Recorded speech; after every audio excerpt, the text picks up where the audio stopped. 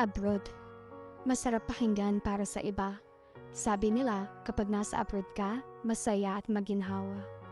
Pero ang totoo niyan, kaakibat nito ang lungkot at pangungulila. May mga panahong gugustuhin mo nalang sumuko, pero nangingibabaw ang tanong na, bakit ka nga ba nandito? Oo, may mga maswerteng nakakaangat sa buhay, pero aminin nating hindi lahat pinapalad na magkaroon ng magandang buhay. Basta tandaan mo, lahat nagsisimula sa pinakababa bago ka makarating sa itaas. Kapalit ng bawat paghihirap ay ang buhay na pinapangarap. Walang imposible sa taong may tiyaga. Magugulat ka na lang na palitan na ang mga salitang pagod na ako nang.